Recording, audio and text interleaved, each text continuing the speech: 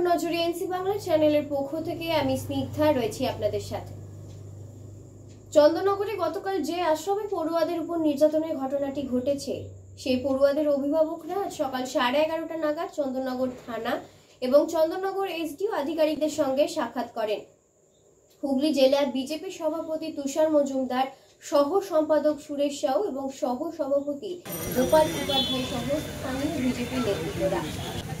গতকাল 3 জন অভিভাবককে গ্রেফতার করেছেন পুলিশ, কিন্তু মূল অভিযুক্তকে এখনো পর্যন্ত তারা গ্রেফতার করতে পারেনি। উল্টে প্রশাসনের পক্ষ থেকে আশ্রম বন্ধ করে দেবে বলে অভিযোগ করছে পড়ুয়াদের অভিভাবকরা। তাদের দাবি যে 3 জনকে পুলিশ গ্রেফতার করেছে তাদেরকে মুক্তি দেওয়া হোক এবং আশ্রম সুস্থভাবে পরিচালিত হোক।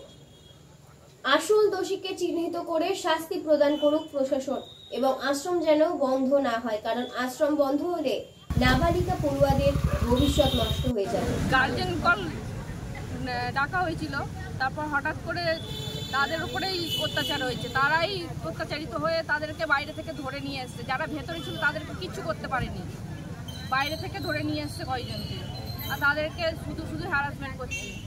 একবারও ছাড়ার নাম করছে না, কিছু না। বাড়ির লোক সাথেও হ্যারাসমেন্ট হচ্ছে। আপনার কাকে ধরেছে? আমার দিদিকে ধরেছে। উনি কি করতে এসেছিলেন? উনি ওনার মেয়েকে দেখতে এসেছিল, মানে গার্জেন কল করা হয়েছিল, তার মেয়ের জন্যই এসেছিল। তারপরে হঠাৎ করে বলা হয় যে নিয়ে চলে যেতে, সেখানে আপত্তি করতে, সেখানেই সব গন্ডগোল শুরু হয়।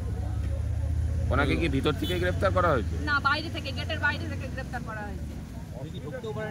ভেতরে আগে ঢুকেছিল, তারপরে বের করে দেওয়া হয়েছিল, তারপরে বাইরে ছিল, তখন ওকে অ্যারেস্ট করে নিয়ে এসেছে বাইরে থেকে। আগে মেয়েদের উপরে অত্যাচার হয়েছে, তারপরেই তারা তাদের রক্ষা করতে এরকম করেছে, বাধা দেওয়া হয়েছে। দেখুন, যারা করেছে তাদেরকে তো মূল ধরে আনতে পারেনি, যারা এখানে কিছু করেনি তাদেরকে ধরে এনেছে।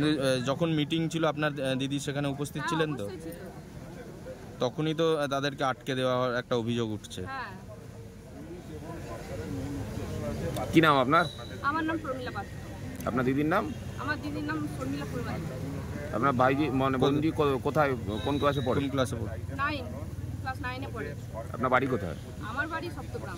আর দিদির বাড়ি? আমার দিদির বাড়ি ব্যান্ডেল উড়াইতে ভিতরটা। নষ্ট হয়ে যাবে তো, ওদের যদি লাইফটা বরবাদ হয়ে যায় তাহলে আমরা কি করব? আমরা তো দিয়েছি এখানে শিক্ষা পাওয়ার জন্য। আমাদের এখানে মেয়ে আছে 5 থেকে, আজকে না 10-এ পড়ে। তাহলে এই এতদিন এইসব অশান্তি হয়নি, আমরা কি করে জানবো ভালো কি মন্দ? আমরা তো জানি না। তাহলে এই হঠাৎ করে আমাদের ঘরে কালকে ফোন করে ডাকা হয়েছে যে মিটিং হবে। কাউকে বলে যে 10টার মধ্যে মিটিং হবে, মিটিং শুরু হবে। আমরা এসেছি, ঘর থেকে বেরিয়েছি 7টার সময়। 7টার মধ্যে বেরিয়ে আমরা এখানে এসেছি 10টার মধ্যে। এখানে এসে শুনছি যে 3টের সময় মিটিং হবে। ঠিক আছে, দিদিরা এলো, মিটিং বললাম, মিটিং হচ্ছে।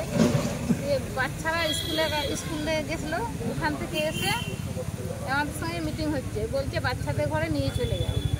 বাচ্চাদের ঘরে আমরা বলছি কেন নিয়ে যাব?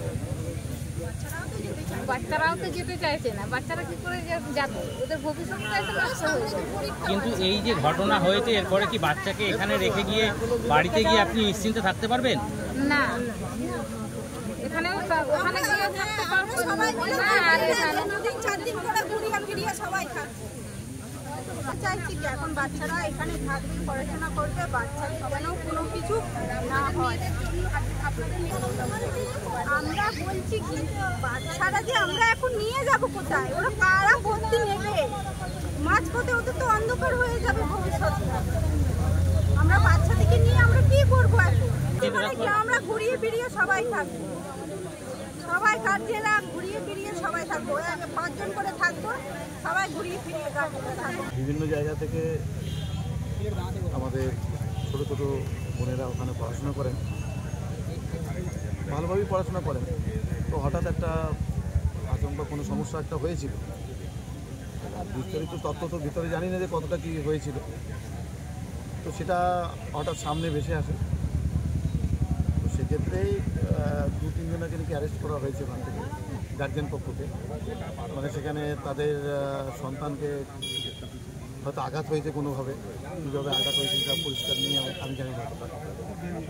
তো সেক্ষেত্রে কেন ওদেরকে ধরা হয়েছিল সেই হিসাবে থানায় এসেছিলাম, থানায় পুলিশের সঙ্গে বড়বাবুর সঙ্গে কথা বললাম।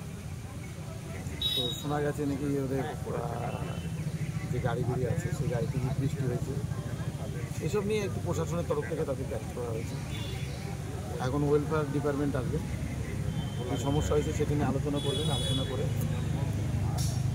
তাদেরকে কীভাবে কী সমাধান সূত্র বেরোয় সেটাই দেখার বিষয় আছে।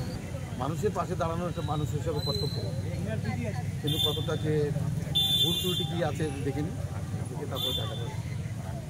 মূল বিষয় থেকে নজর ঘোরাতেই কি এরকম কালকের ঘটনা ঘটানো হয়েছে? কারণ মূল বিষয়টি হচ্ছে এই আশ্রমের সভাপতির বিরুদ্ধে যৌন নির্যাতনের অভিযোগ, তিনি পলাতক। হতে পারে, না হওয়ার কিছু নেই। ভিতরে যদি গোপন তথ্য কিছু থেকে থাকে এইভাবেই সেটা নজর ঘোরানো হয়, সেক্ষেত্রে এটাও হতে পারে, না হওয়ার কিছু নেই। তো আমরাও নজর রাখছি, দেখি কী আছে ভিতরে, আগে দেখে নিই। কেননা ছাত্র আমাদের ভবিষ্যৎ, আর তাদেরকে দেখা হচ্ছে আমাদের সকলেই কর্তব্য, আমার আপনার সকলের কর্তব্য।